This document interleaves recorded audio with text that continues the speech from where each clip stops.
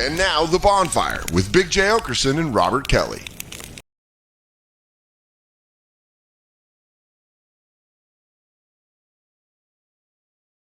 With John Mayer. So he's done the podcast with Otio and Mike, and he used to hang at the Cellar all the time. And then one time, Noam even made me sit down and have an awkward conversation with him and Katy Perry. I mean... I used your name. Yeah. When I talked to the talent, I said... He and Big J know each other very well from the comedy club. Yes, Comedy Cellar. You think he likes that if I do that when he comes in? Oh, John Mayer, dude, good to see you.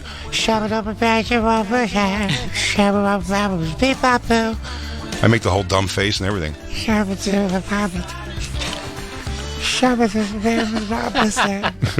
And I don't see myself as a twink. Did you ever see him live? No, I'm not really familiar with him. He rips, dude. I'm not a big I know he's a great. I'm not a big on the player. music, but man, that guy can play the guitar. Yeah. He once sang a Pearl Jam song to me, serenaded me.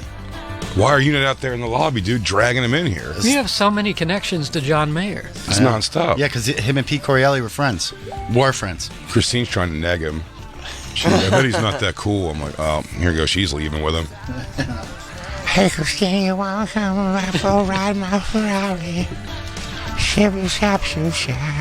Oh. Unchecked Jay, dude. What should we do? You guys want to get some gay porn up on the screen? If John Mayer walks in and we're working completely on Unchecked Jay. This was it. Well, I told Lewis and I went out and asked the talent, and I'll tell you this, Jay. Mm-hmm. It wasn't the same woman that got me Barry Manilow. Yeah? They didn't seem as enthusiastic. Yeah. Because I said that, and he said, I got it. Oh, really? And then we were about to walk away, and I turned back and I said, we're in Studio 3, in case he does. They didn't even ask. You Yeah. bet. Oh, No, they had dude, never tell them. asked. Yeah. And I walked away thinking, here he is. He's not Here coming. he is. Man. He's actually not coming. Top of my lungs. Were we right about our feeling when we walked after we asked? Yes. What No, happened? he hasn't come out of studio yet. He was supposed to be out at 5. So there's still time. So there's still time. Still time. Jacob, go let someone know, though. Go let somebody know that we're on for 2 hours, and There's we'd like a them to pic. come in whenever. There's a pic set, too, that we were kind of avoiding. Someone was waiting in the hallway like a... Oh, please sign this? No, more like to... A buffer? Someone to buffer, make yes. sure people... Yeah, like Yes. a buffer. Oh, a pic set. I think you meant a set of guitar picks. Yeah.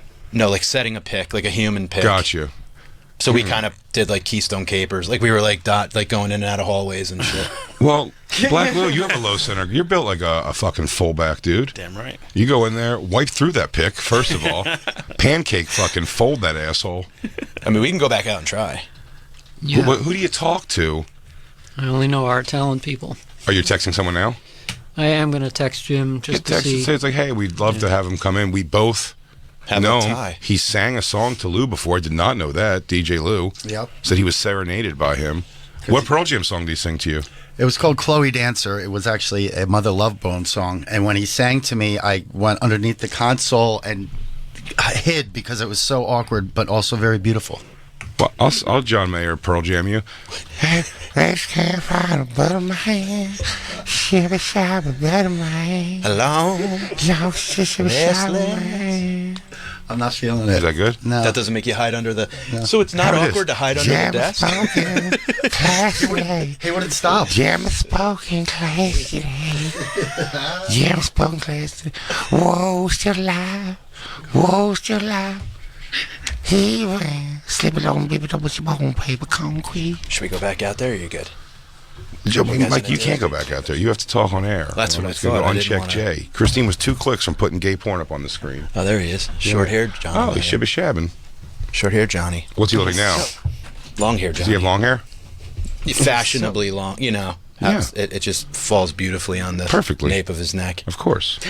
He's Yeah. so famous. It just slightly goes over his, what is some sort of, just like leather necklace. Yeah, It's not yeah. really a Johnny Depp necklace. or it's thin.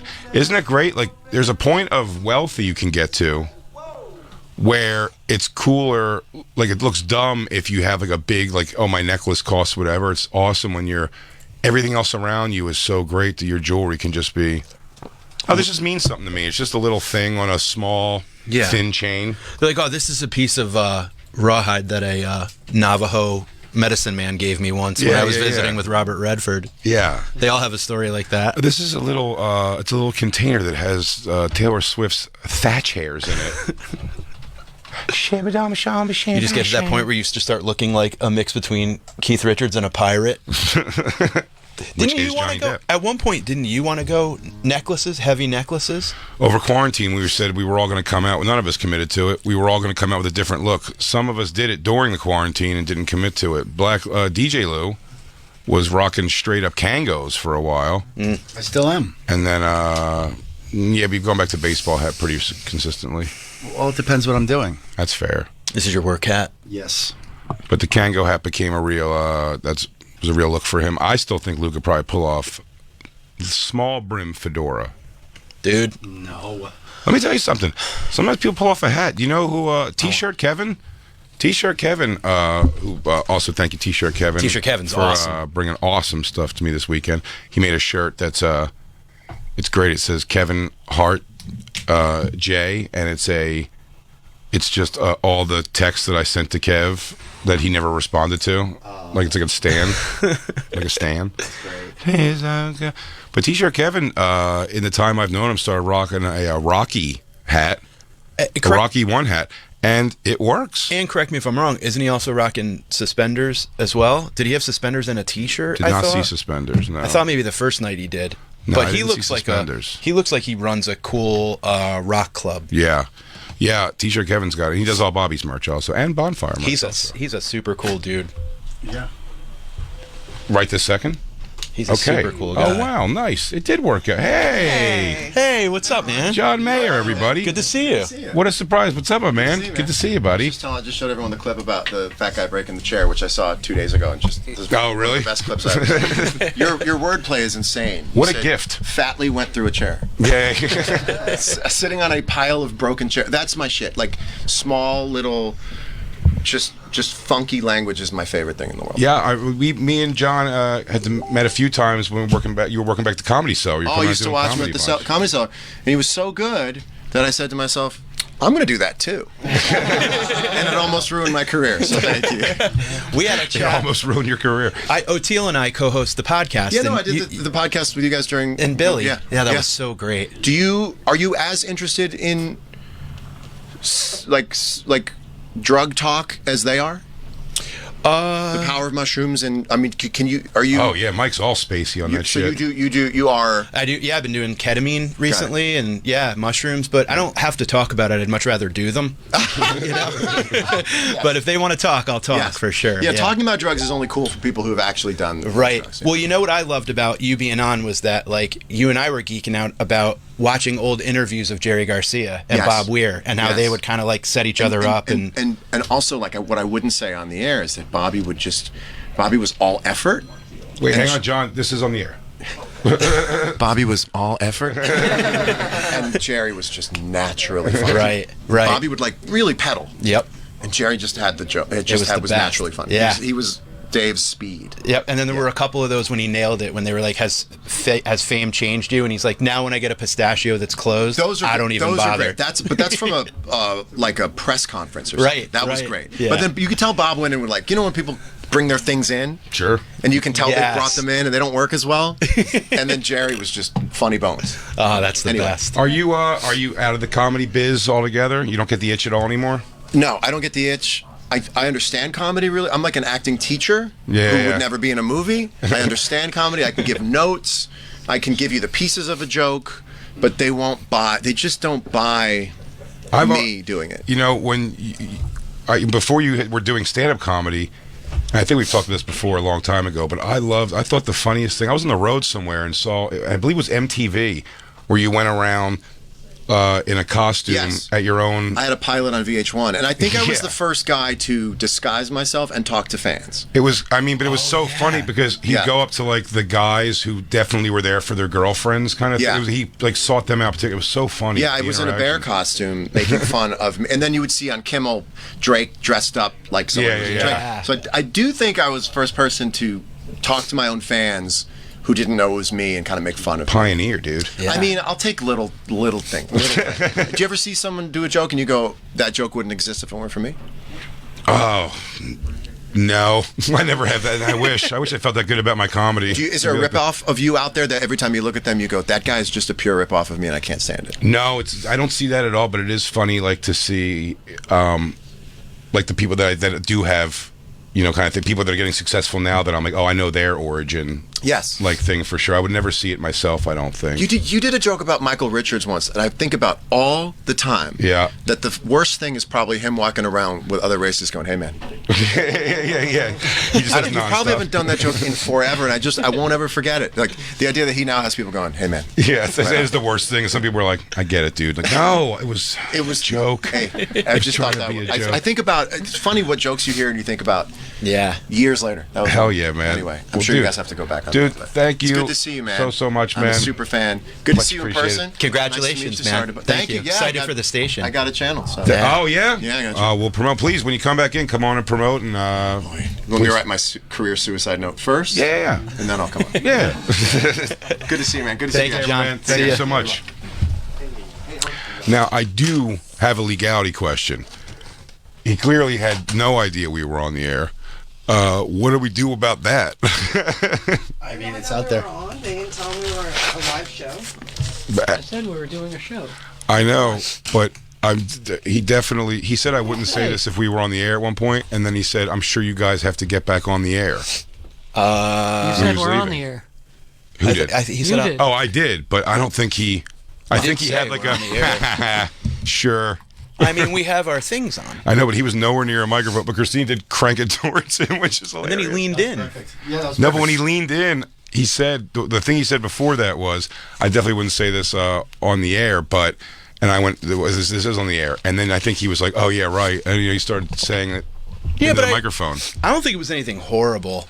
No, I don't think he said anything horrible at all. I'm just, first of all, he came in here and complimented my comedy by joke several times. Yeah. So, ooh la la. Aren't you glad that's on the air? Aren't you glad that's on the air? Ladies. You're like, yo, John, shut up. Can you say dog belly? Oh, dude, put on some of that again. I gotta say, Jay, you are hilarious.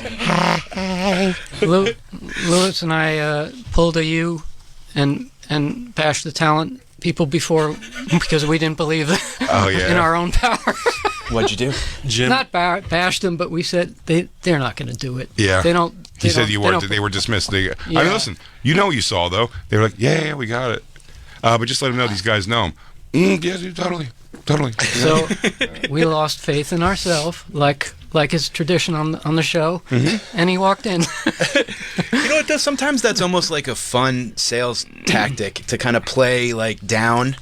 And then they go like, oh, no, it's cool. You know what I mean? Sure. You're like, oh, kicking the dirt. Christine. Like, I'm sorry, I'll blow this. But his dick was right near you. Did you feel it? Yeah, it was so hot. You felt it? It was hot. You could feel the heat. And I could feel the heat coming She was off trying. of him. His dick's like an Amish fireplace. You were trying to neg earlier. She's like, he's this Oh, and no, he's that. he's very sexy. She was like, Of course. Hey, John Mayer. what a 180. He's beautiful. What a 180. Holy shit. 180 degrees. she is- I knew she was full of shit. She's She's downright melting like giddy. a candle right now. Look at her. Absolutely, dude. I think I've signed something like DJ Luke, as give her a a joke, slick, like give her a Christine slick Mayer. test. All of a sudden, she just has a pack of cigarettes on her. She's like, woof. She goes, wow, dude, even just seeing him, Oh, man. being around his energy. I've seen him before. How's he but smell, he's very Christine? Sexy. Shabba, He's just so shabba, nice and so shabba, talented, shabba. and I bet he tells really funny stories. Yeah. Oh man. Yeah, dude. Yeah. I go, hey, you did our podcast. He's like, yeah, I know. That's hilarious. Comedy almost ruined my life. I forgot he was eating shit for like... No. He's like, I'm a massive star. Well, he's just so under the public eye, so his open mic level of starting, Yeah. when he hasn't done it at all, is being watched by like TMZ's like, did John Mayer say this, blah, blah, blah. Hamas was right? Yeah. And he goes, yeah, he was trying to make like a crazy joke, you know? Did John Mayer really steal a handicap parking spot? Or was that just open mic material? I gotta be honest with you, man. Those are the kind of moments I wish I took a picture of. You know, in our house, Mike, some of our family holiday traditions are really the simplest and most enjoyable. Trimming the tree, making cookies, and prepping a great holiday meal. Well, each year there's new memories created in moments that are really special, so we capture them on our cameras and then we share them with family who can't be with us thanks to Aura Digital Picture Frame. It's the perfect gift for people you love. This is not the digital picture frame you remember from years ago. No USB or SD cards, no hassle at all. It's easy to use and even easier to set up. The app walks you through just a few steps and boom, you're ready to go. Now Grandma can see just how well her famous recipes turned out. And our parents right now, Mike, would be looking at a picture of us with John Mayer if we just thought to say, hey, can we take a picture with you? Hey, can we take a picture with you? Oh, we forgot to say the whole, like, oh, remember you serenaded Lou under the table? And that sounds like I'm saying they had sex under a table. Yeah, remember the time you serenaded Lou under a table with Pearl Jam?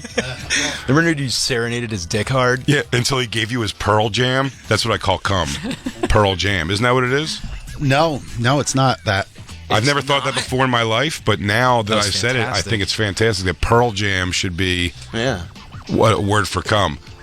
Hashtag Pearl Jam, everybody. Yeah. And Big J said it first. Copyright. Hobo copyright. Christine, mail it to me. Right, Pearl Jam is cum. Certified, and never just open it. mail it to me, and please, let's never open it. Just put it away. Are we still in the read? Pearl Jam. Yes. Great. Edit. Lou, go ahead. Listen, you said... We're not even on the air yet. He started coming in the middle of a spot. Well, don't worry. We did the scissor.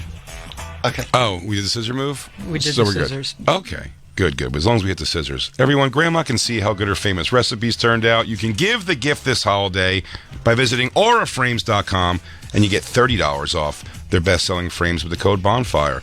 These frames sell out quickly, though, so get yours before they're gone. That's auraframes.com, A-U-R-A, frames.com with promo code Bonfire. Terms and conditions do apply. That did start to take a left, Lou. I do apologize for that. I was stuck in the moment. Christine is a giddy girl. Look at her. Oh my God. She has a glow. Yeah. She might go Jill. She might go Jill on the break. I think that him and I would be good friends if we got to know each other. Yeah? Like if we got to hang. Yeah. You love that so much. Yeah, You just want to be around him. I like to talk gear and shit. Is he into drugs and dogs? Just dogs. No, it was funny. He came on the podcast and literally, like, when it got into, like, the power of psychedelics and all this, you know? Mm-hmm. He was just kind of like, whatever. Because it was a drummer from the Grateful Dead, O'Teal, and I, and him. Yeah. On Zoom. Which is hard as fuck. Because, you know, like... It's hard to do that with, you know. Yeah, it's a lot of people already. Yeah, and one of them's 80 and has taken acid 10 times a day for every day for his whole life. No, he has the same energy to me as like when SDR show we did a Zoom with Brandon Boyd from Incubus. Yeah. And I was just like his whole, I'm like, whatever, you're great. But it's funny because he's got the thing, everything about him when you watch his thing is so hateable, but he's just gorgeous and talented, and you realize that's all it is. Like, I'm hating him because he's nailing it. Because he's perfect and beautiful. Yeah. Yeah. Brandon Boyd, he was everything I was thinking. Brandon Boyd was no shoes, linen pants, button-down shirt, but, you know, flowy and sleeves open, but you could tell he's, like, thin still. His fantastic long hair around his modelly face. It was... He smelled like the changing of the seasons. He's sitting like by... He's sitting by like a sunned window, you know what I mean? Yeah, like, of course. Sun's coming through, so he's kind of got a glow around. He laughed at everything I said. He was beautiful. I felt like I was really kind of like jiving with John when we were doing the podcast, almost kind of giving him like, these guys and their mushrooms. Right? John, yeah, is this you? John, are you this guy? Hey, John, I have a grill here. If you're ever in Connecticut, I'd love to have you over. How do you like your steak? Medium well? I trust you'll be bringing the lady. Yeah, he's just a fun... I watched him walk into the cellar one night, and he was in like... Jacob, did you get to smell his hands? Not me, but I don't know who's more in love. Who's more in love right now, Christine or Lou? Black Lou? He just showed me the picture he got. Yeah, Black Lou is... He's giddy. He's giddy. Black Lou's literally doing the step forward, step back, step forward, step back, like you're having pissy pants feelings. Go ahead, show Jay.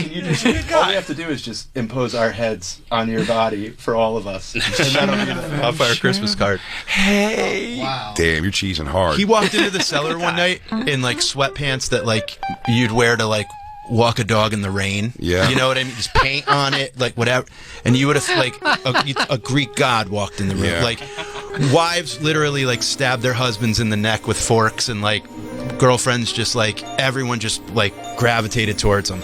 And guys were like, I can't be mad at her. Yeah, dude, Christine didn't even, she was just looking at him and she just moved the microphone, like, over. She was like... I stood next to him for scale. Yeah. It was tough for me. So I had to keep the door open, and I did not want to stand next to that god. Yeah, he really made you He's look so like a much bitch. better looking in person. He's a good-looking man. He's good looking. He's tall. Plays a mean guitar. That's the worst. I mean, he's like beautiful and extremely tall, and this is going to take at least 2 weeks for me to work off. Likeable. Damn. Brilliantly talented. In shape. Great voice. From Connecticut.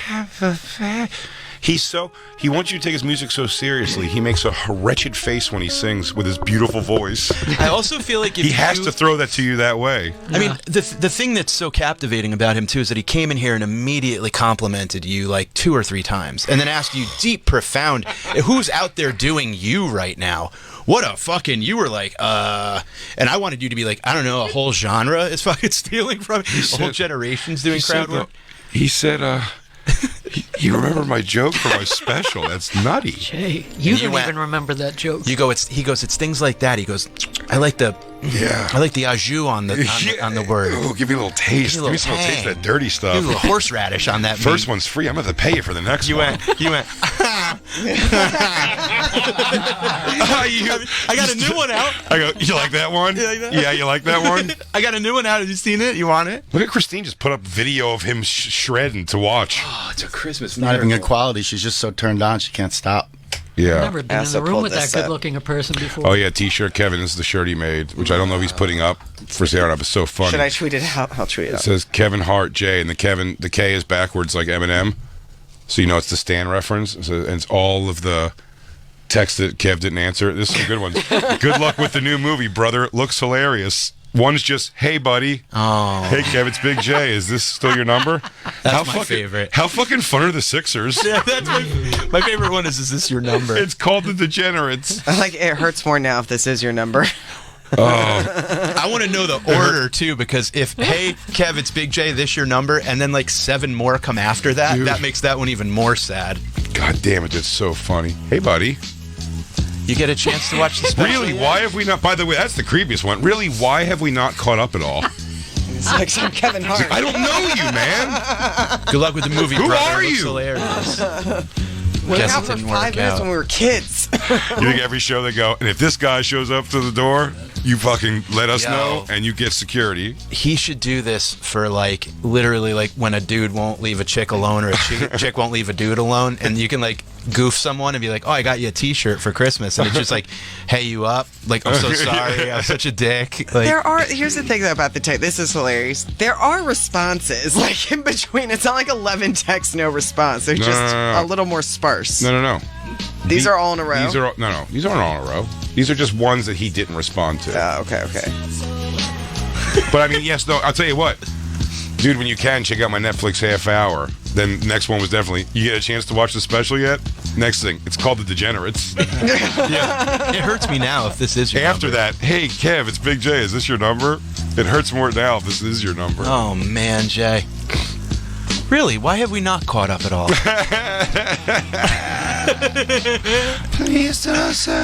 What a great shirt, dude. Who makes it? T-shirt Kevin. He's so the guy does the merch and makes like made all the. I need that one. Yeah, no doubt. They run small. Dude, just to T-shirt let you Kevin. know. It's fucking. God damn it, that's funny. Dude, another city that we were in that fucking bullets rang out when we were there. Jesus Christ, man. Another city, dude. I'm the death bringer. Me and Mike now, Indianapolis. Maybe it's Mike, I guess. I think it's Young D. It might be Young Dylan also. Yeah. But me, Mike, and Dylan 2 times on Indianapolis, shooting on the street, right? It happened 20, 30 yards from us tops. Right in front of us, yeah. We just didn't see it happen. We heard the shot and saw everybody run. We saw the aftermath. But the guy was like right there. Yep. If we would have stood there while everybody ran, we would have seen that he was there from the get-go. You went, those aren't fireworks. When I turned to you. Yeah. And then This week. And then this week, they're the tree lighting in Cleveland. Look up the story, see if there's any follow-up to this, because it was in the news. 2 teenagers. Oh. 2 teenagers. Sorry, What, John Mayer wants to come back? No, I just want to... We have to act like the first half hour didn't happen because you didn't know he was on the air. I was giving myself credit for this brilliant move. Like, I was going to get I got John Mayer in here. I want to say thank you to Mark Zito. Oh, okay. Thank you, Mark Zito. He got John Mayer in the talent department. Yeah. Thank you, Mark Zito. Thank you. I love you, Mark. I feel good, dude. He made Christine wet. He made me feel great about my comedy. Yeah. I tell you what, when I said he remembered me from the thing, I thought maybe he'd remember me from the Comedy Cellar. Maybe. He's one of these guys. He still watches my new thing. Dude, the inside of his head is beautiful too, not just the outside.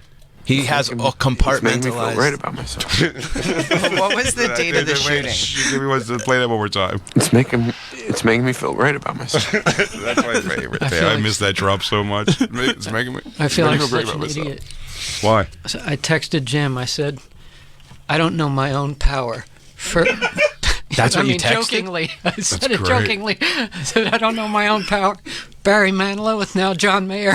He texts back, thank Mark Zito. I don't know my own power could be followed by so many things. He goes, help me man. bury this prostitute. This is a lot of responsibility. What do I do with this power? Do I wield it for good or evil? No, you thank Mark Zito. Oh, man. So he's got his own station now, John Mayer. He's got his own channel on Sirius. Is that what's going on? That's what's going on, and it's going to be all the songs that he likes. He is going to, what do you call that? Curate. Curate. But then he's going to every now and then probably sing from the top of his lungs. Great, So- that means he'll be back. We stayed at a place that, man, that hotel is like, it's like being in a snow globe. It's fucking, let me tell you something, and I mean this. I love that club. Yeah. I love the location of the hotel. I don't know what I would change because it's probably dangerous to walk further than you have to walk from hotel to club. Zombie town. And then leaving, it's just great. You can go across the street. I love all of that. But that hotel is fucking bananas. It's amazing. It was a mall, right? Every time we go, it's called is the a mall, Arcade. but it's a terrible mall. Yeah, there's like the world's largest post office. It's got a pizza place, a post Holy office. shit, dude. There's a wedding. It's so weird. Every time we're there's a wedding. So it's almost like, you explained it perfectly. It's like being on the inside of a cruise ship. So there's people that can go out and look over down the railing into like a common area. They have prom stuff there. They have whatever, right? That's what it looks like, right? So we're walking. Put this out. We're walking on the second floor. Oh, dude, that was just hilarious. There's a wedding happening down on that bottom floor.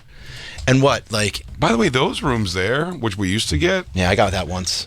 Those rooms are better over there. They have a living room. They do, but also there's... But you have to hear traffic definitely the noise. stuff of, And also the weird guy that was watching the wedding. That was it, yeah. So we're overlooking this thing, looking at the wedding, and there was just a guy. What was he eating? A bag of flaming hot Doritos, yeah. dude. Just looking over at a wedding. It's like people's finest moment. We watched the entire bridal party go like two by two by two down the aisle, and people clapping and cheering. And just some guy looking over eating Doritos. Like, He's like in Corona and just boxers. Like fucking then just goes back into his fucking room. It's just such a non-wedding thing that you want. Like he's in the pictures in the back, like wiping Dorito cheese. Yeah, on because his someone shirt. goes, "Oh, I bet this is an expensive, like, nice place." Oh, as my dad goes, "Oh yeah, no, they had a thing. I think it's like an expensive place to have a wedding." I go, "This is a trash place to have a wedding." Yeah. He's like, Yeah. "No, they do it up nice." I go, "I'm not saying they don't do it up nice as far as like the aesthetically pleasing. If this was an abandoned what a cool place." Oh, it'd be a great level of Tony Hawk. I go, the problem is behind the ceremony there is an active pizza place. It really is. It is.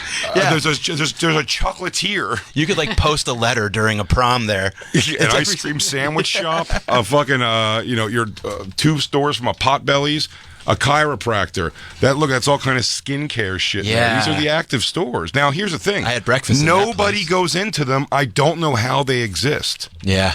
I went in there for breakfast. What do you mean? It's just an empty. It's no weird. one goes. There's never just like foot traffic in that mall. It looks like that at all times, but there's functioning places in there. And I took a picture that makes me really look like an Ansel Adams, but it's just the place is so picturesquely beautiful. You can't not take a good picture, but no one's there. Like there's like That's 5 a skylight people. over the entire. Oh, it's gorgeous, dude. The place is fucking beautiful. But and it especially is a retarded place to it's make either a hotel or a wedding hall or a mall. Yeah. It shouldn't be a mall hotel wedding spot.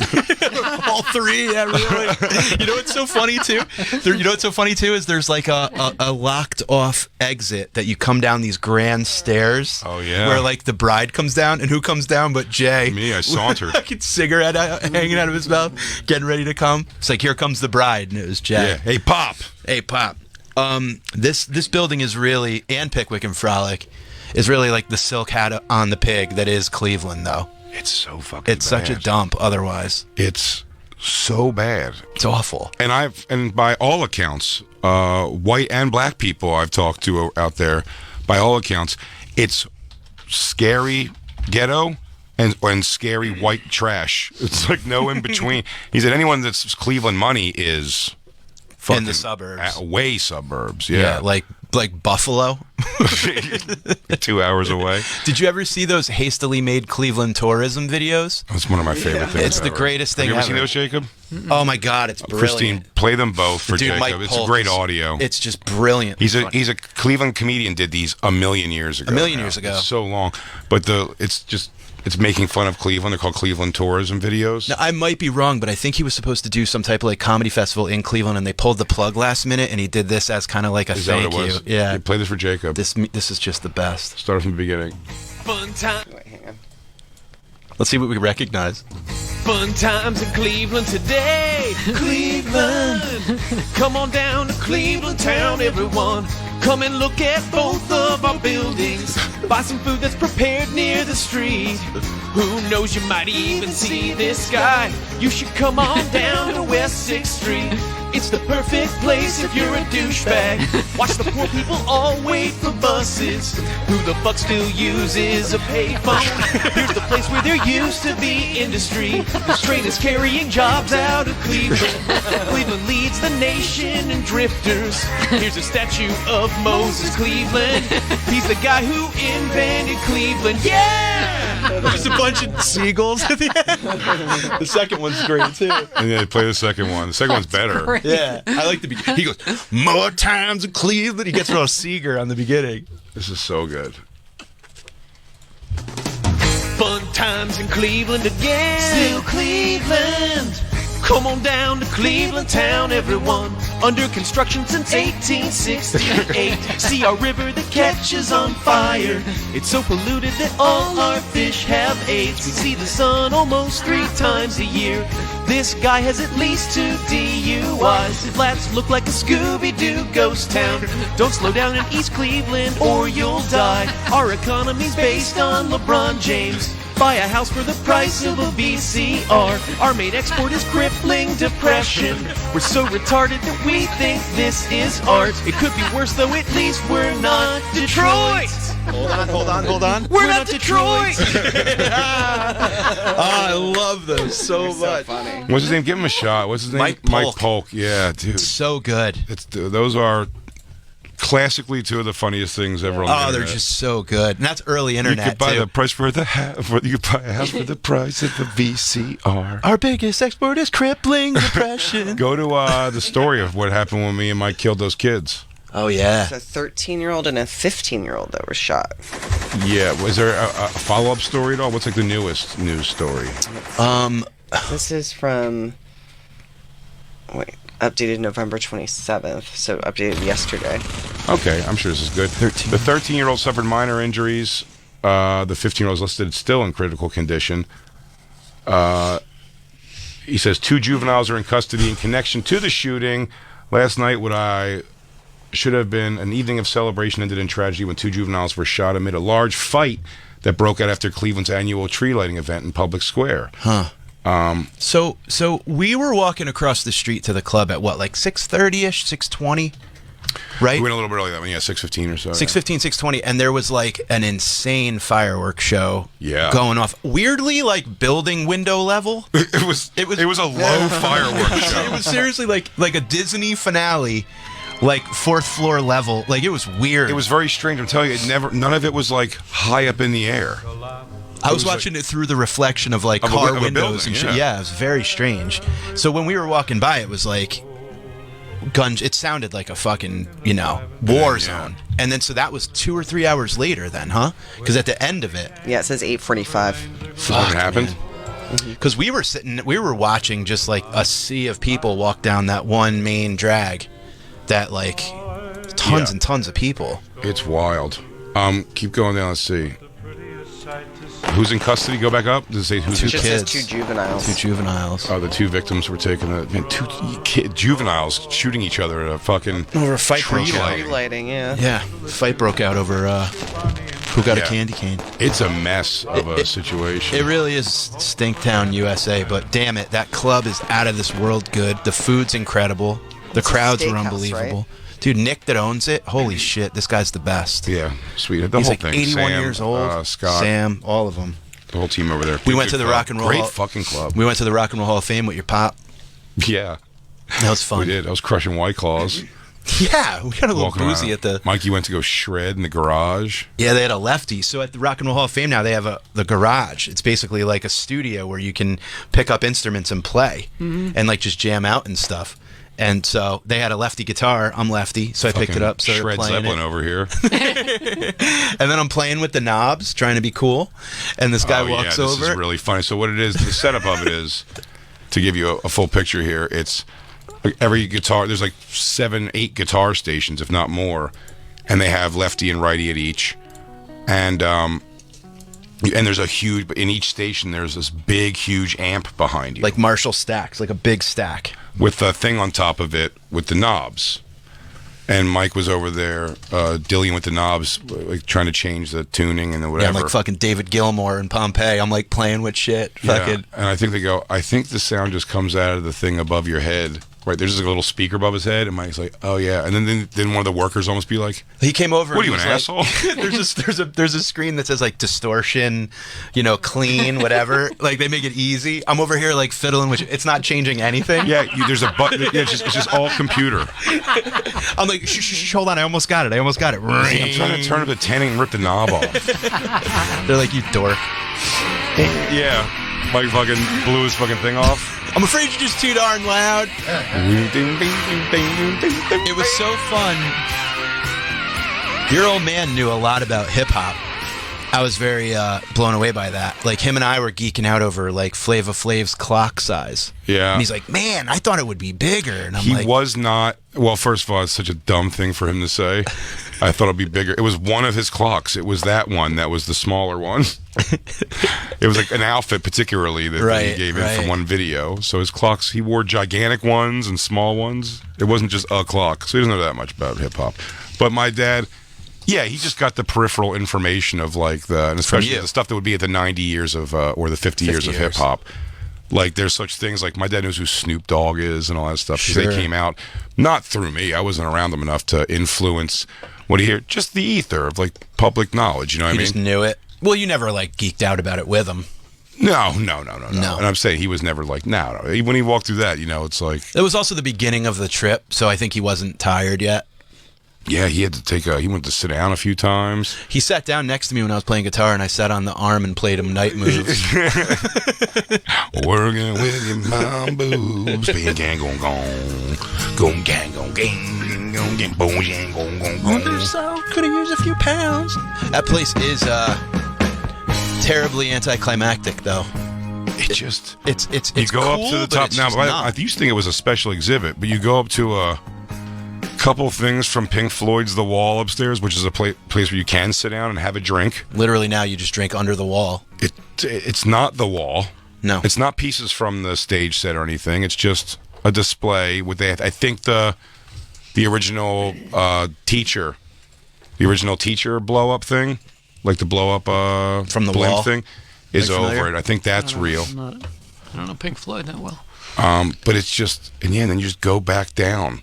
It's very boring. underwhelming. Yeah, it's very boring. It's a lot of escalators. It's just more escalators than anything. Oh, we should look for that lady who, because I always skip through like the early, like the Winn-Dixies and all those kind of like bands and stuff, with banjos and the old early dresses and stuff, like Lead Belly and like but that shit. not even that. Like just like when like I said, when it goes like to Sam Cooke and all that stuff, I'm like, Sun Records and all that, like Elvis and. But we should have seen if they had that girl. They were playing her on a Stern Thology again the other day. What's the lady who did like the dirty? She did like dirty old jazz. Like, if you suck on my pussy, I'll suck up on your dick. Yeah. No, really? The best, yeah. Brogdon. What's her name? Something Brogdon.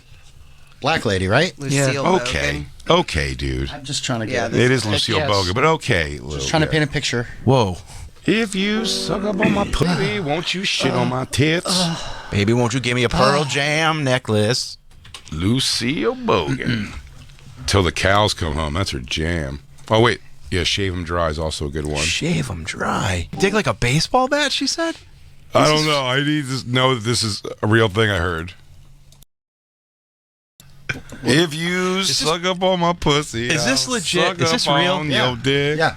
Yeah, it's absolutely real. Because I think wasn't like jazz and shit. Like they used to just play songs while, like you got the length of a song, like with a chick at a like burlesque house, or like if you went to a house and banged a chick, you got till the song ended.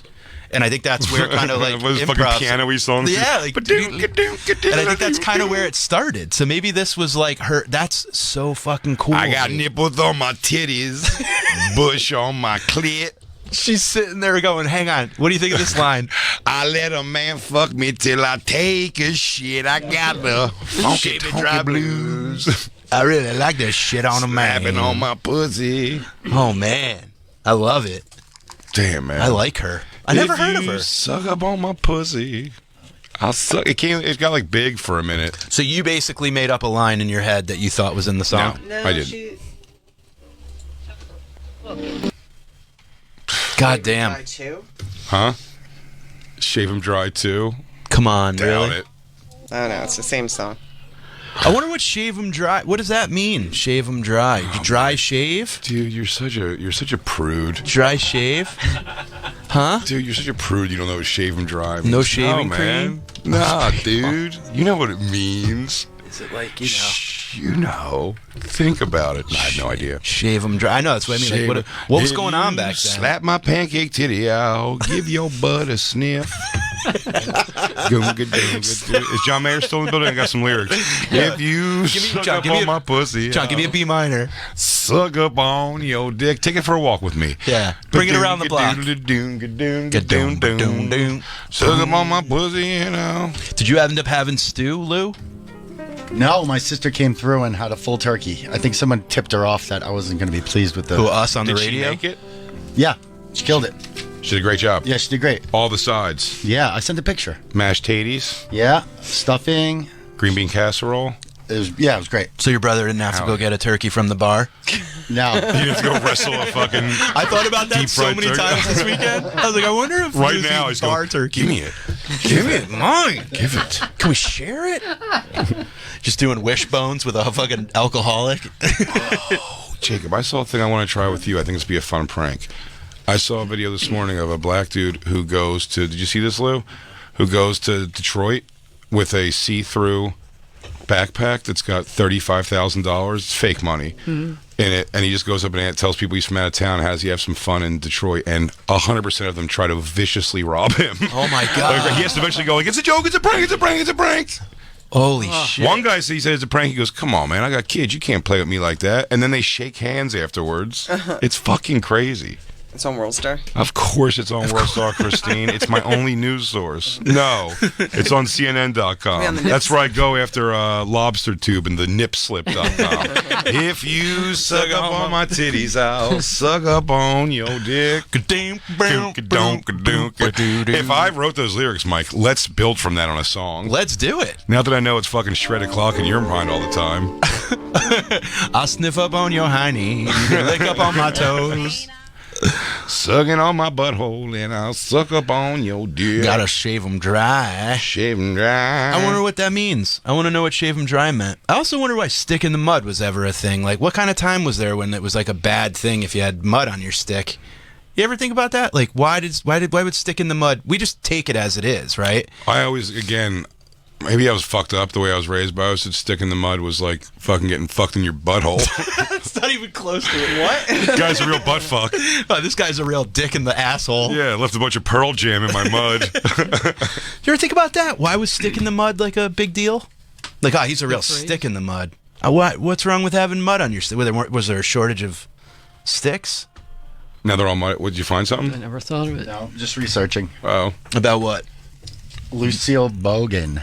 Shave and dry? I just want to see what she's about. Yeah, we got her. She's turning me on. We got our Christmas tree, and it's the dumbest Christmas tree. Why? It looks pregnant from one angle. The tree looks pregnant. From the other angle, it looks thin, like it fell off a truck on the way. Really? Yeah, it's bad. It looked good outside, but it did not make it. I don't know. The neighbors are seeing a very shitty angle for sure. Yeah, it's bad. And now they're all gonna know, dude. We got into a beef about lighting the tree from the bottom to the top or the top to the bottom, and plugged in or not plugged in. You and your wife? Yeah. A beef. Not a beef. We're fine, but you worked it out. Corporal punishment. She eventually understood. I'm just wondering, dude. Please do me a favor this weekend. Yeah. You're home? Yeah. This weekend? Yeah. I have shows, New York shows. Please watch Mother Love God. The whole thing. Did you watch the third part? Yeah. Dude, it's a pretty insane story. I'll give you a little touch on. I'm going to wait for Bobby to come back and watch it before we really break it down, but it's batshit crazy. It's about a chick who was like a cute chick in the 90s and then decided one day to leave everybody in her family and just go be a cult leader, and she did it very successfully, at least for what they needed. They just had it's a batshit cult story, like nothing too new or nutty there, except for she decided at one point, like, you know what colloidal silver is? No. They say it's got. Look at what it is, actually, Christine. Where is she? America? Oh yeah. I don't know if this was Canada. No, this is very American. Okay. Colorado. Oregon. Hawaii. All those places? Yeah. Okay. She started in Colorado, though? Yeah. Yeah. A lot of weirdos there. Oh yeah. And a lot of people who are looking for a weirdo to follow. Hell yeah. Because you know what's funny? These, for the first time I've ever seen in a cult show, the cultists seem so normal, except for the fact that they are die hard by this cult. Does that make sense?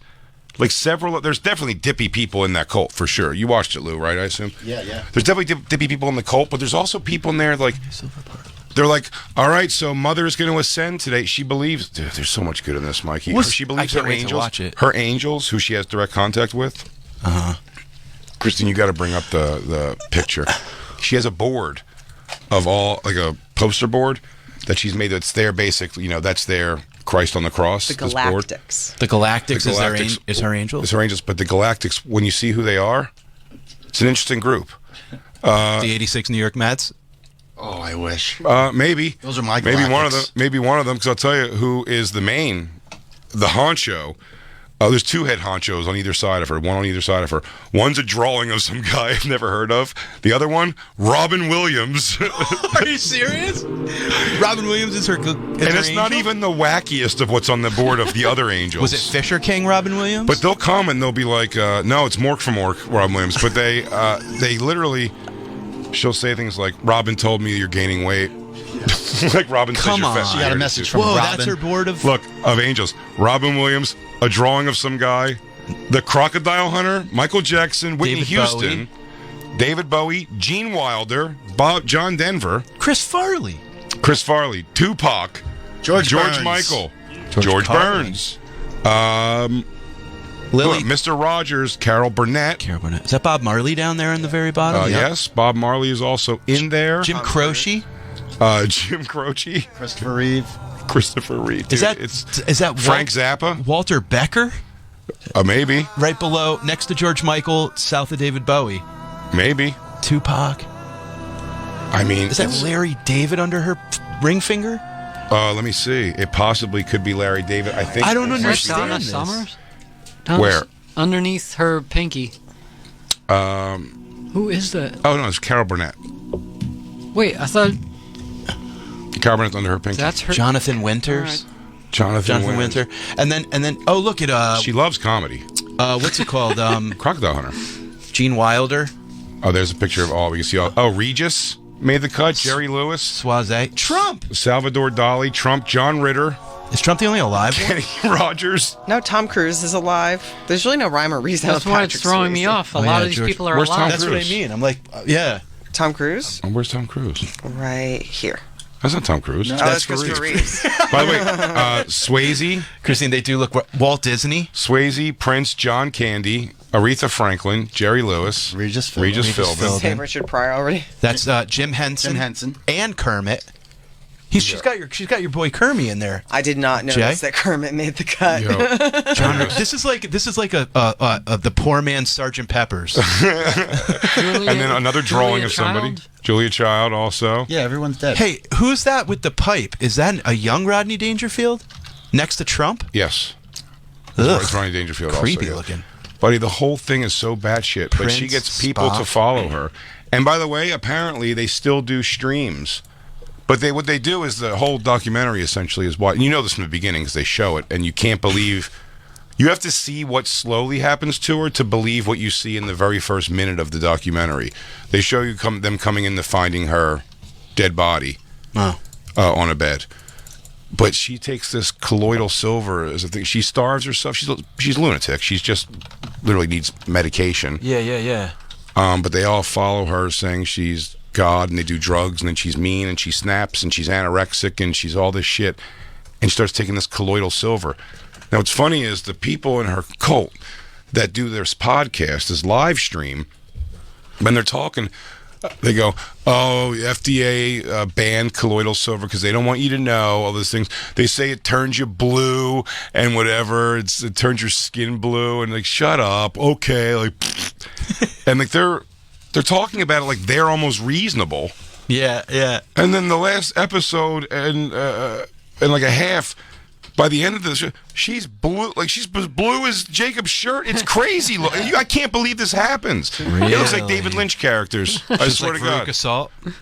Yeah, buddy. When he's got a blueberry for a daughter. They hold on to her dead body for way too long. And then they hang out with her body, just like jam it. Dude, the guy who you will love when you watch this. Yeah. She's called Mother. Is the guy. Father. That's her? Yeah. Oh, she's kind of cute. She was kind of cute at a time. She became a blueberry, yeah. I got a blueberry for a daughter. That's what she looked like? Look at her. That's fucking crazy. What a weirdo. Yeah. And she just basically, she just starved herself and took a poison to kill herself dramatically so everyone would is worship that what she ended up looking like? Yeah. Yikes, dude. It's worse. Did she have a lot of followers? No. But like she made a lot of money. So that's what she did. Is that basically like to constitute a cult? You're kind of like, yeah, pay me to continue being your leader. Yes. Yeah. Give all your money to the cause here. But there's father. The guy whose father likes to go out and just do. Remember when the guy in Roadhouse came down and saw Patrick Swayze doing Tai Chi by the thing? Yeah. He just breaks into that no matter where he's at. He'll start doing. Dude, he is such a jerk off. A real Colorado bimbo. Give a little taste to him, Christine. There's a conversation with. By the way, what's so great? Yeah, and I'll tell you this too in a second. Whoever she's fucking and decides she wants to be like boyfriend with, she says hey, I just got word, by the way, from the Galactics who live in the cloud people and Robin Williams that your father, and then she'll fuck him for a while, and if she moves on to another guy, she goes, actually, that guy's but she doesn't take away the fatherhood of all of them. Like when she goes, okay, like your father God. Then she started fucking this dude with a ponytail, who's the wackiest dude. She goes, wait, he's Father God. And then the young guy's like, I thought I was Father God. She goes, no. You're father of the multiverse. And he wears that proud. He goes, father of the multiverse. She's like, you're father of the mountain time zone. It's ridiculous. Wow, I can't wait to see this. We got to take a break, everybody. We're hanging out with Mike Fenoya. Robert Kelly coming home tomorrow. But Mike Fenoya's special, Don't Let Me Down, is available right now at youtube.com/@MikeFenoya. On New Year's Eve, Mike's going to be headlining Comics Mohegan Sun. For tickets and all of his tour dates, go to MikeFenoya.com and follow @MikeFenoya on all socials. Bobby Kelly's going to be in Dania Beach. That's December 14th through the 16th, I believe. I'm not looking right at it. But I do believe that is what it is. And I am going to be in Houston, Providence, Pittsburgh. Pittsburgh's New Year's Eve weekend. For tickets and tour dates, go to bigjcomedy.com. I didn't say robertkellylive.com for all his dates. So much stuff coming up. There we go. Bobby's going to be in Dania Beach December 15th and 16th. After that, he's going to be in Fort Wayne, Indiana for New Year's Eve. 2 shows, 1 night. Saratoga Springs in Wisconsin. For tickets and tour dates, go to robertkellylive.com. And the Bonfire Live Holiday Show happening Tuesday, December 12th. It's sold the fuck out. Nice. We're already sold out, right? Word up. Woo. Take it off the board, Christine. Just a reminder that it's happening. Check the box. Check the box. We'll be right back. It's the Bonfire.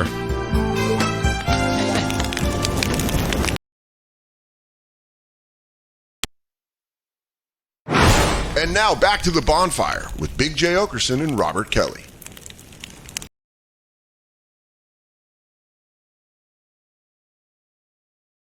An old-time friend of mine. Long friend. I've known this guy for 20 years at least. 20, 25 years, yes. I'm 25 years in comedy next year. I met you about 2 years in. So probably about 22 years. It is the hilarious Craig Gass joining us, everybody. It's so crazy to look back on memories from back then and how broke we were. I was starting to make some money. You had some pop going on the road a little bit because of the Stern was going big, yeah. Got me on a couple TV shows, and I was starting to make money. But I remember we were all still relatively broke then. Oh, yeah. And I remember a couple of times that I thought, I don't know why Jay's doing that. He could just say, what's up? Like, when we would come from Queens or wherever you guys were living at, and you'd be like, oh, man, I don't think I'm going to do the LIE this time. I'm going to see if I can get around this way. And you would just go on the free bridge. On 59th Street Bridge, yeah. And I'd go, yeah. Like, you know, and you go, yeah, I think I'm just going to try this. And I'd be like, yeah, whatever, you know. It's free, dude. Like, do it, whatever. And I remember you would, like, vocalize it. Oh, yeah. You vocalized it. Broke. Boy, did I hate being broke. Once or twice. Yeah. It's so man. scary. Well, you even told me that, too. You're like, get off, why go exit 17 when you can go 18 and take the, Harlem River Drive up like, to go back to Connecticut and shit. Yeah, and dude, when you know how to get stuff for free, it's kind of hard to go back start paying for it. Start paying, yeah. When you know how to save money on the road, do you do that? Do you ever like in moments like you can get something for free and you'll take something for free rather than pay for it? No, not anymore. I always think I've gotten a lot of things for free that sucked. Yeah. So like, I usually Such as, I do feel just like tattoo. No, none of my tattoos. The guy who does my tattoos, Manny, who I don't want anyone to get it twisted. He's the Skank.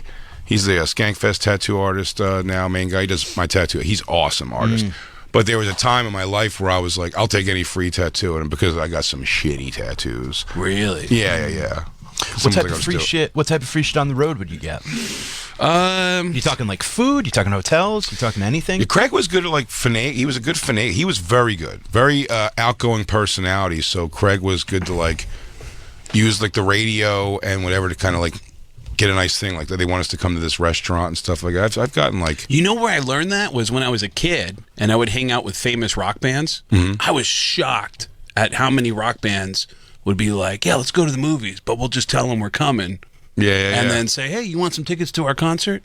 And we'll get everybody in the movie theater. And they'll be like, no way. So and then Tesla shows up at the movie theater, and then they get a whole bunch of, get popcorn and snacks for everybody.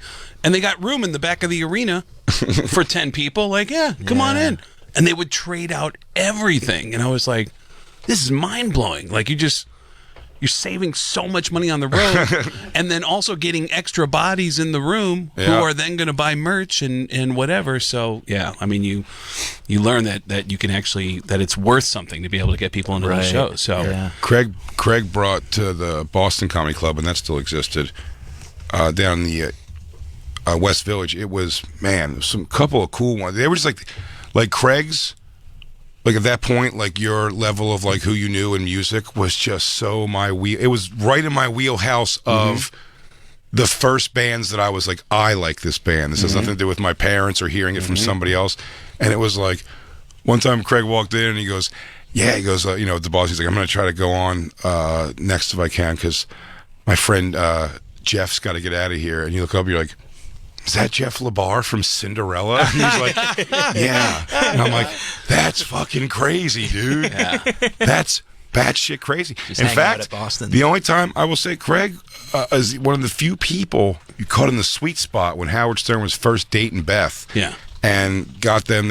I came as they were leaving, but I did see them leave. Howard and Beth. Wow. Were walking out of the Boston Comedy Club, and I was like, "No fucking way!" Wow. That was the first day I ever sat in with Howard, sitting next to him, and he's like, "Where are you at tonight?" And I was like, "Oh, I'm at this club." And he's like, "I'm gonna come down," and he showed up. And I remember as he was walking out, Rich Voss had just got on stage, and Rich was trying to roast him as he walked out, and he's like, "Yeah, cool." Like, he walked out, you know. But yeah, I remember bringing in. There was actually a friend that I made. Like, one guy made a comment to me that I valued so much that whenever I'm in a creative spot where I need honest opinions, I call him. It was Ozfest was in town with a day off. And a bunch of the bands came to watch me at Boston Comedy Club. And when you walked into the club, there was a table that was like, you know, with one band, table with another band, table with another band. And for whatever reason, I fucking ate it that night. I just, and the reason why is because they're not always great audiences. Also, yeah, I've been in that situation. I think I tried to do something in the beginning that I thought like, oh well, these tables are gonna love this, and it fucking bombed. Not like Tawny Katane's crackhead ass. Yeah. Like, whoa, well, we all like her.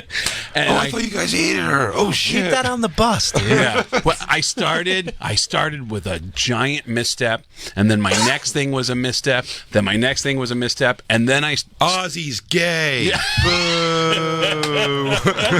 And then I just went into the material that I knew would work. And at that point, I felt like I'd lost them so much. It was heavy lifting for the rest of the set. I get off stage. I walk by the Seven Dust table. And I know I just bombed. I know it. And I walked up to the Seven Dust table and I was like, hey, guys. Sorry about that. And they're like, no, you were awesome. And I was like, nah. And I go to the Disturbed table and I go, hey, guys, sorry about that. And they're like, dude, that was fucking, no, you were killer. And I go, yeah. And then I go, do you mean it? And he went, ooh, wah. Hey, look me in the eyes. Ooh, wah, Do I mean it? I swear on my ooh, wah, Then I go to a table that has the guys from System of a Down, and I go, hey, guys, sorry about that. And the drummer stood up and he goes, hey man, let's go outside. And I go, what? He goes, come here, follow me. We walk outside. He turns around. He goes, you want to know why you sucked? I'll tell you exactly why you sucked tonight. First of all, what's with the fucking new jokes? What's this shit? And he goes, and everyone here loves your impressions. What the fuck? You didn't do any impressions? I go, yeah, you're right. And he fucking dressed me down, and he happened to hit everything I knew was wrong with my set.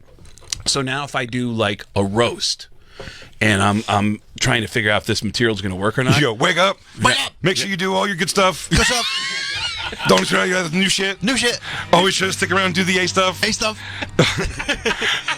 Even if you want to. Even if Disturbed's in the audience. You want to. Even though Disturbed's in the audience. Don't forget that. So that I don't think I trust my new stick with the old unfinished joke ideas. Save the new stuff for the open mic. Save the new stuff for the open mic. Cheer up. Just do your fucking shit. There's gonna be another set tomorrow. Just do the motherfucking impressions. Oh, dude, I told you, Vinnie Paul and his some people came out to see me right after I did Mayhem Fest one year in Kansas City, and I was like, I don't remember having a bad set, but whatever it was, when I got off, they were like, oh, he left like a long time ago. Oh, no shit. Yeah. Like, oh yeah, he left like a while ago. Oh, it means so much to us as comics. Oh yeah, for sure. It does. To us as comics, like Jay is a rare guy who's also performed with huge bands that I think, for me personally, there's some dumb thing where I want to be one of the guys, and that's why I want to do those shows. I want to be one of the guys, even though those gigs are the absolute worst gigs you could possibly do as a stand-up comedian. And Jay is the only guy I know who has the balls to actually go out there and say, I'm a stand-up comic, here's my jokes. I fucking lie to the audience. I've opened for Metallica and System. I do stuff with Corey I watched Taylor. him for Metallica here at the Bowery. At the Bowery Ballroom, and I walked out on stage and said, "Good evening. My name is Craig. I am Metallica's tour manager." Everyone was like, "What?" And I go, "The band has some very important announcements." Yeah, and every announcement was super cool, but total bullshit, just so I could get them to listen. And I was like, "You may have heard some rumors, and it's true. Metallica is recording our first ever live album right here." That's right. That's right. So I need your attention. I need your attention. There's a proper way to yell on a live album, so we need to rehearse this. And they follow every stupid instruction I give them, fill in some jokes. And I know Jim Florentine once told me that when he opens up for bands, he'll always do a few minutes. And then if it's not going well, he'll go like, "Hey, who wants some T-shirts?" And he's always, and he has Jaeger girls like on the side of the stage. I did Jaeger girls though too. I said, well, the Jaeger girls were fun because you could bring. There's like 10 of them, so I'd bring them up on stage and I would just like roast them almost. You know what I mean? Because I was like, because it's a goofy, ugly rock audience. You know what I mean? It's like smoking hot girls who couldn't give two fucks about the music. They're there for a gig, a modeling gig. True. Just get them up there and just start telling these guys why they don't want to fuck them. Yeah. This one's going to talk to you about her dancing dreams all night. You don't want to deal with that shit. This one's going to keep looking in the mirror at herself. Me and Craig, one of my favorite just early comedy, like night stories. Again, where it's like a great idea going bunk. Like Craig does a killer impression. Actually, let me ask you this first. Are you in town to go to the last Kiss show ever? Not only am I going to the last two Kiss shows. You're going to both? I'm going to both. And then I'm also, the reason why I came into the studio was to tell you that the night before and the night after the final shows from Kiss, I am doing a couple of shows at the comic strip where I'm just making fun of Kiss for an hour. The whole show, beginning to end, is just jokes and stories about Kiss with love, because I've developed a relationship with the guys. Are they coming? I know people that work with them are coming. I did this 2 other times: Austin, Texas. He's trying to stay healthy too. Seattle. And you know what to do now. And their crew has come out. Their production people have come out. Some of their management. I know a lot of other musicians are coming out. Nice. You know, and they have their own stories too. I'm not allowed the comic strip. You're not? Still? It's fine. Really? It's okay. Wow. Yeah. But yeah, it's all stories about Kiss, because starting awesome. down the hall with Howard, I would do an impression of. I do impressions, but the impression I did of Gene Simmons was behind this premise of every time we'd have a music guest in the studio, I would constantly interrupt the music guest as Gene Simmons and try to sell them shitty Kiss products. Yeah, and, it was great. And it was silly and well, it was funny. great, but can I say that leads into one of my favorite nights. But I'm going, me, Christine, Bobby, my daughter, and Bobby's son are going to go Saturday. Saturday? To the final show ever, yeah. I'm excited, man. Let's go. We and Christine saw him for the first time not long ago. They have something planned at the very, very end of the show. Yeah. That is going to be really unique. And I'll be honest, I don't even know exactly what it is. I just know they spent a lot of time working on this thing they're going to end the show with. So, yeah. But mass suicide. Yeah. They're going to shoot the Star Child out of a cannon, and they're all going to pull out Tommy guns and just take out the fucking pit. But you were saying one of your earliest memories was of comedy was me and Craig.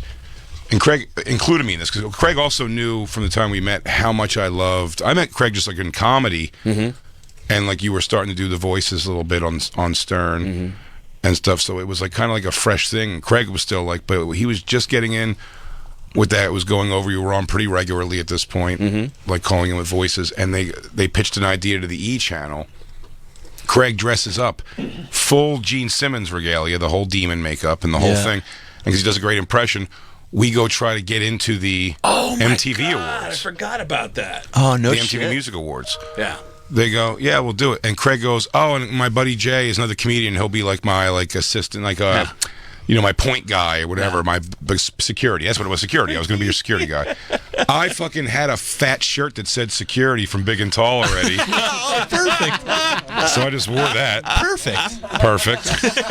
And we pulled right up to security at the Video Music Awards. We were shut down immediately. Yeah. So there was no footage there. We pulled up in a car and they go, we have Gene Simmons here. Let's get back. He goes, they were like, that ain't Gene Simmons. Gene Simmons ain't on the list to be here. And they were like, okay, all right, guys, what are we going to do? We gave it a shot. Like, it was so fast, but... I remember a small detail. The security looked in and laughed. Yeah. Because we were in a Toyota Corolla. Yeah. We were in a Toyota Corolla, and I'm fully dressed as Gene Simmons with Gene Simmons' outfit in the backseat squeezed in. And there's a camera guy who just looks like a pothead, like filming the whole thing. I think Doug Goodstein may have been with us. Yeah.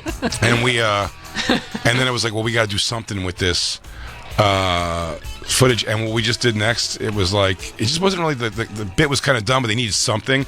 Yeah. So we went to the now gone, just found out this went away recently, Nice Guy Eddie's was a bar on Houston and I think Allen, I want to say. And we went there, that's where they had Kiss painted on the wall. Uh-huh. Like, it was a big thing. The big mural of Kiss was on the side of the wall of this bar. And we just went in and sat at a table and just ordered, like, drinks, bar food and drinks. And just sat there and ate that. He was in full makeup. We just didn't bother anybody. No one really bothered. But people were like, is that you? And then we're like, yeah. Wow. He goes out to eat once in a while in full demon gear. I mean, Craig was 7.5 feet tall. It was like he was wearing the fucking. They got him a good outfit. Mm-hmm. Yeah, they got him a good outfit. It was all Stern budget, so they spared no expense. And then they used makeup artists, yeah. And then they used it again by they had Gene Simmons coming in, and Craig was just sitting in the room in the full makeup, weren't you? And Gene Simmons didn't love it at the time. Yeah, because I walked in because we had already had the confrontation a month earlier where we didn't know when I started doing the Gene Simmons thing, and I was interrupting people as Gene Simmons and saying, "Hi, this is Gene Simmons from Kiss, and I just want to tell you that right now at KissOnline.com, you've just reminded me we have a Kiss toilet." What's the difference between a regular toilet and a Kiss toilet? Our toilet is a pay toilet. You sit down, you put in a quarter, and you do your business while you listen to Deuce. And it was just stupid shit like that. And we didn't know at the time, the real Gene Simmons, we found out later, started getting hate mail because of the shit I was saying to people on the Howard Stern show. So Gene Simmons showed up one day. He just showed up, and Gary came in and said, "Hey, so we got a problem. So Gene Simmons from Kiss just walked in the building. He wants to beat the fuck out of Craig right now." And he came in. We had a funny segment, and then he came back as a guest. And I pitched the idea, wouldn't it be funny if I showed up dressed as Gene Simmons? And I actually walked in and said, "I'm the real Gene Simmons, and you are an imposter. And I can prove it because I got a bunch of cheap shit I want to sell you." And I had a bag full of shit that we had written Kiss logos on. I remember a lunchbox. It was like a New Kids on the Block lunchbox. Took out his Sharpie and just wrote "Kiss." That's $50 now. Yeah. And then you start getting contacted by people that, have you ever made jokes about somebody and the people affiliated with that organization or close to those people are like, "Hey man, I actually work with them, and here's some more stories"? Do you ever get? No, I told the world that the Barry Stock, the guitar bass player from 3 Days Grace's wife's a fat pig, but I'm trying to get him to fight me whenever he sees me. Why? What happened between you? And then his drummer reached out. Really? His drummer reached out to give you stories or to get mad at you? No. He was like, it was weird. He called up first. This thing was a little bit like, "Yo, dude, you got a problem with this guy?" And I'm like, "Yeah." I was like, "Yeah." I do reflect on. I said on the show. I said because someone was like, "You shouldn't do the families." I'm like, "Yeah, I guess you're right, but fuck him, whatever." What happened with the guy from 3 Days Grace?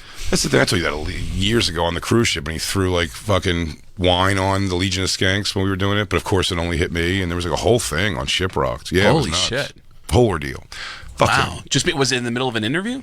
No, it was. He's just walking by the table. He walked by. He told us to shut up. No one cares about our podcast, which was just a weird thing for a performer to do. And we were like, "Fuck you, dude. Fuck off." And he threw wine at us. Wow. It only hit me. He was aiming for Lewis. It only hit me. That is a tale as old as time, my friend. Wow. That is a tale as old as time. So you got like someone who was in the Gene Simmons camp got in touch with you and said, "Here's more meat for the bone." Corey Feldman's camp also hates us and wants us to stop everything we do. Really? Yeah. Craig, I'd imagine there's a lot of people like that. What was the question? I gotta tell you, my friends are gonna be so psyched because to this day, the product that my friend and I still quote is when you said that you were the Kiss Cancer Center. I think that's the one that actually upset Suzanne. Drove him nuts. Suzanne Summers was in the studio, and she was, telling the story about how she was fighting cancer and she was getting ahead of it. And I at the very end of the thing, I said, Suzanne, this is Gene Simmons from Kiss, and I want to tell you, I am so moved by your story. It's such a story it's so inspirational that we would like to offer you a Kiss lunch pail for $49.95. If you go to kissonline.com, we'll give you the 5-cent discount. And Suzanne apparently lived in the neighborhood where Gene lived, and she went to his house and knocked on his door and said, "You're an asshole. Why would you do that in the middle of my appearance?" And he said, "It wasn't me. It's a guy. It's not me." Wow. But the people who started contacting me were people who worked with Kiss. Hey, I got a story for you. Did I ever tell you that the love relationship advice that Gene gave to the guy who was watching him hook up with women every night? Gene, according to this guy, was hooked up. This is before he got married. He hooks up with Miss America, according to this guy that worked with Kiss. It was the reigning Miss America of that year. Gene Simmons hooks up with her. The whole crew is like, holy shit. The next night, Gene hooks up with a whore. A girl that is such a dirty, such a trashy girl that even the guys in the road crew are like, nice. Jesus, what the fuck? The next night, they have a day off in a town that's so small that the band and the road crew are staying in the same hotel.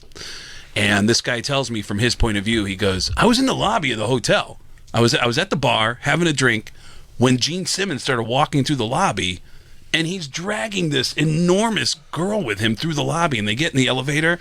He turns around, pushes the button to his floor, and that's when he sees me.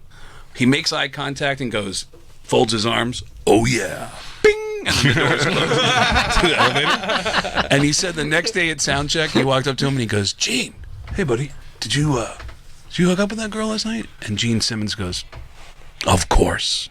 And he goes, Gene, didn't you hook up with Miss America the other night? And he goes, Steve, listen to me, okay? I'm going to give you some valuable advice. You can't have filet mignon every night. Sometimes you gotta go to McDonald's. It's the worst fucking love advice I've ever heard. Sometimes.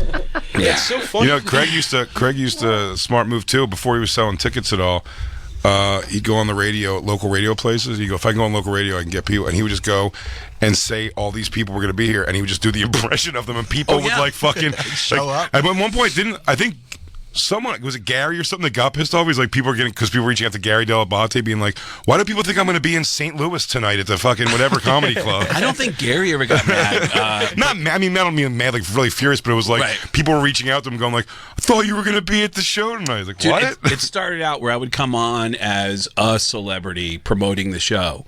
And then I would be a couple of celebrities. And then I realized I could talk as like 4 or 5, 6 celebrities at the same time as long as you keep talking. So it would be Tracy Morgan, Tom Arnold, Adam Sandler, Christopher Walken, Al Pacino, Alec Baldwin are all in the studio, and the premise is ridiculous, and they're all looking. And still, some people would be like, and people would be like, "Holy where's shit, Alec Baldwin?" Dude, people, you said people would come to the show. Well, they'd all say, "We're not performing, but we're going to see Craig Gass at the Chuckle Hut." It's hilarious that they're all at like 99 Rock WPLR. Like they're all at once. They're all in in the New Haven, station. Connecticut. Yep. And Scooter and Buzz in the morning. And everyone has a reason for being there. Like Tom Arnold is like, I'm just here for, I'm going to a Narcotics Anonymous meeting in town.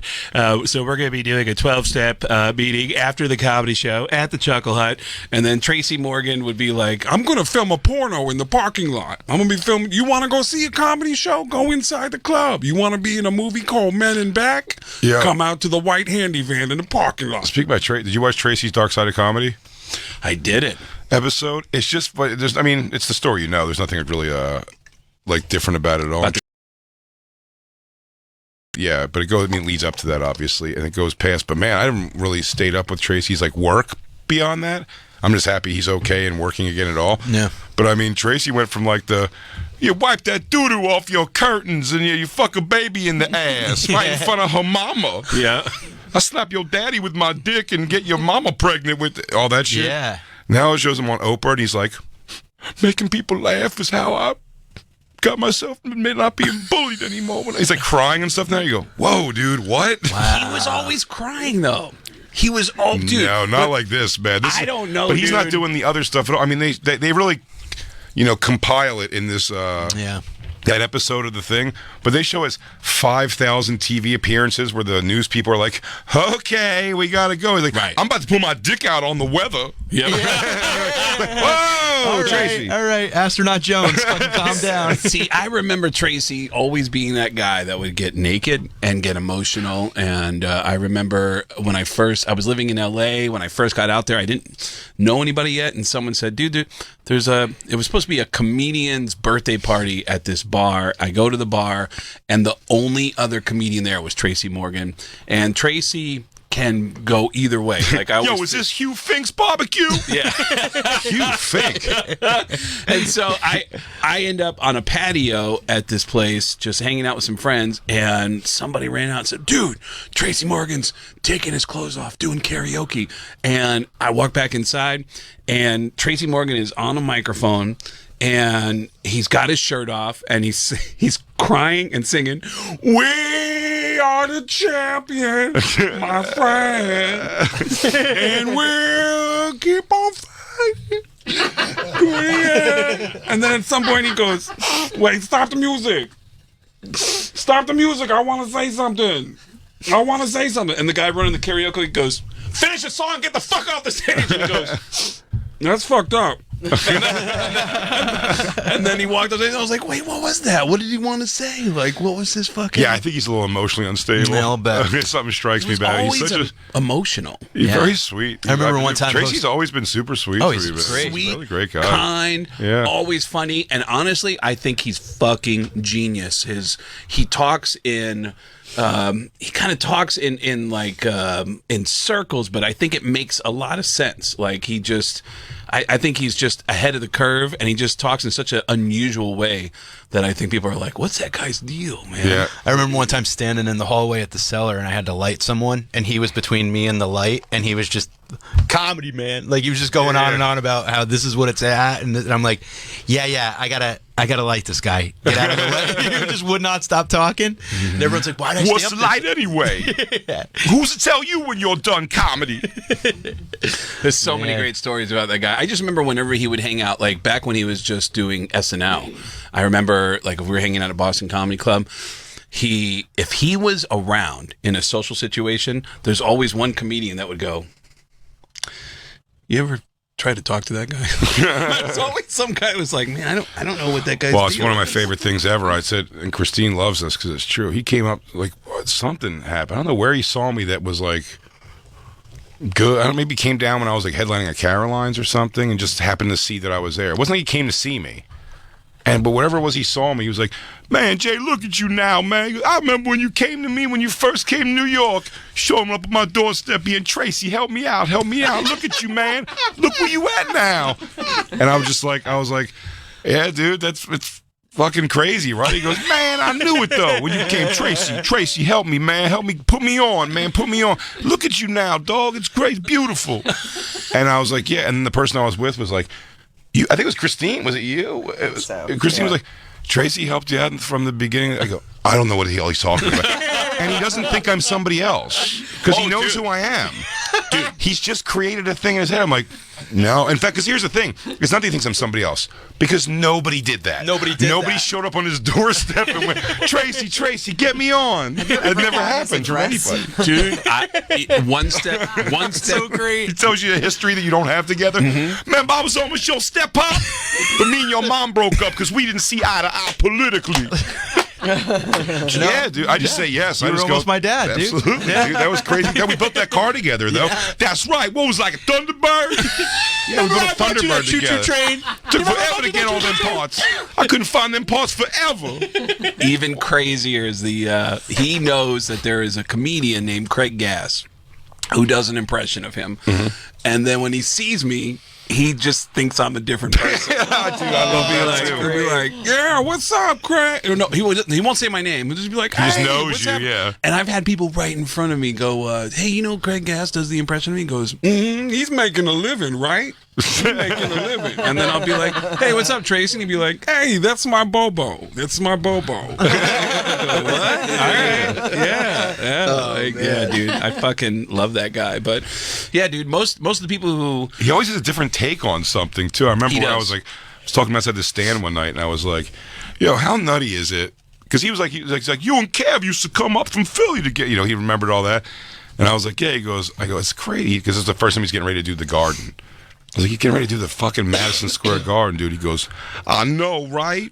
And he just sounded down. I go, what's wrong? He goes, I hate when I hear that stuff, because only way to go is down now. It's like he's always seen the negative. Wow. That's interesting. You're like, dude, but I just had a weird take on it right away. He's just like, oh, the pinnacle moment. Now what? You're like, Tracy, you never would have said that when I was sleeping on your couch 13 years ago. Yeah, Come on, man. Come on, man. Where's that guy who I came 2 years ago? Who gave me mustard for my hot dog? You right. I need to get back there again on that doorstep where you showed up. Boo-boo? How's your mom doing? She's still all right, though? I know she don't like me. Her eye working? I don't know if he ever talked to you in euphemisms. I remember the first time I met him, I said, hey, I'm a stand-up comic. I saw him at Saturday Night Live, and I was like, I just want you to know that my girlfriend and I think you're the funniest guy on the show. And he's like, yeah, you a stand-up comic? And I go, yeah. He goes, what you doing on Friday? And I go, on what? And he goes, on Friday. And I go, I don't know. What am I doing? He goes, you open up for me at the New York Comedy Club. And I was like, oh, shit, are you serious? I had nothing. This is like 1998, 99. I was like, dude, I planned my whole week around, I'm opening for Tracy Morgan this weekend. I do the show. His crowd's nice to me. It was at the New York Comedy Club on 25th or 26th, whatever it was.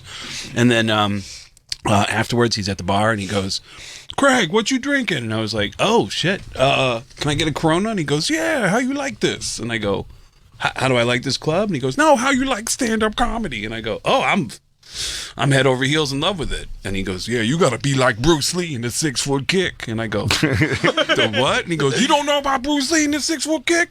They say when Bruce Lee kick you, you go back 6 feet. That's why when people like, Tracy, how you living? I'm like, I'm 6 foot kicking it. I'm 6 foot kicking. And then he got nose to nose with me, and I was like, what the fuck are you talking about? Dude, I'll tell you what's interesting about him too, like I got to watch some interesting, like kind of fascinating moments of him when and I think maybe only once or twice, I used to open for a lot of people. Caroline's was a cool thing. When I got in there, they like really worked me. And Tracy was one of the people I opened up for. And it was at a time where they kept coming back to him, like, and it's like Rah-Rah and Doo-Doo are here. You know what I mean? Dookie Balls and Ned. And it was like all these people were showing up, and he was just like, just put him over. And he was like telling them like to seat him in the room, or they can come back after the show or something. And him talking to me in the back about a reel, he was like, it's this thing now, like, he's like, like I'm doing great, like in the world of like Tina Fey's and whatever, but he's like, it's not like, when this happens, when I do a show here like this, he goes, all these guys come out, and it's like, if I don't make them have like a rock star, a celebrity night, yeah, like they go back and say I'm fucking corny and lost my hood and all this kind of stuff. It's like he was just in a weird place. He was like, and these guys will come in though and fuck up. You know what I mean? He's like, they don't know how to act, and they're gonna come in here and fuck up, and then everybody wants some money, is asking for something, and I'm like, and then I watched it all happen. No shit. The guys come in there and he goes, man, I'm just, until I can get my foot right, man, I can't really be working, which, and it's like, oh, hit me up on Tuesday I'll be whatever up in Harlem. You hit me up or something. It's just like, Jesus. It seemed like a nightmare. I remember at one of those shows, he started to talk about growing up, that there was a guy in his neighborhood called Blind Clarence. And he was deaf. Some dudes in the audience went, yeah! And he goes, Blind Clarence. And he had this amazing story about that he lived in the hood. There was a blind guy named Clarence who got robbed on the elevator in their apartment building. And then 2-3 weeks later, and he starts to describe, and this is 100% true, and I know this from growing up in a deaf family. Everyone in my family's deaf. He said, when you take away one of your senses, all your other senses become supernatural. And, it's like, and that's true. That is 100% true. My mom always had like a sense of smell that was greater than mine. She always like... She could see through walls. Yeah. So I can taste your lies. So Tracy describes that blind Benny is in the elevator and he smelled the scent of the guy who robbed him and just started wailing on the guy in the elevator. Because all your other senses become supernatural. Dude, my brother-in-law's family, his whole family was deaf too. Really? Both your parents were? Both my parents and my sister. Your sister, yeah. No shit. Wow, dude. Yeah, none of the kids were except the parent. Which is how I ended up doing voices, because I couldn't learn how to talk from my family. I learned how to talk by watching TV, and I copied all the voices I heard on TV. So every grade it was whatever his new favorite show was. He goes, second grade, he so exclusively like Captain Kirk. Yeah. He's like in third grade, he was Ma'am and George Papadopoulos. Yes. I'm going to call your parents. Go ahead and try, but they won't hear you. Do what you got to do, you big dummy. Elizabeth, I'm coming. Craig Gass, everybody, he's going to be performing at the Comic Strip Live in New York City this Thursday, November 30th, and Sunday, December 3rd, making fun of the band Kiss and telling some old stories and fun shit. That's before and after their final shows Friday and Saturday. Catch me. I'm going to be there on Saturday. Me and Robert Kelly, come say hi. It's at Madison Square Garden, everybody. But Craig is going to be again at the Comic Strip Live in New York City Thursday and Sunday this week. Check it out. Craig is absolutely hilarious. Check out all of his tour dates and get tickets at GetGass, GetGass, getgas.com. Mike Fenoya special, Don't Let Me Down, at youtube.com/@MikeFenoya. And New Year's Eve, he's going to be headlining Comics Mohegan Sun. For tickets and tour dates, go to MikeFenoya.com. Where's Bobby? Let's get Bobby's stuff in there. Bobby's going to be in Dania Beach, Florida, December 15th and 16th. After that, Fort Wayne, Indiana for New Year's Eve. One night, 2 shows only. Saratoga Springs of Wisconsin. Bobby's coming back tomorrow. He's going to be on the show for the next 2 days. We're going live this Thursday. RobertKellyLive.com. Holiday show is already sold out. And I am going to be in Houston with Mikey, actually. That is next weekend. Can't wait. After that, Providence, Rhode Island. Pittsburgh. That's right. Homestead, it's called. Pittsburgh for New Year's Eve. I know, though. New Year's Eve weekend. Tickets and tour dates, bigjcomedy.com. We'll be right back to probably say goodbye. Maybe not.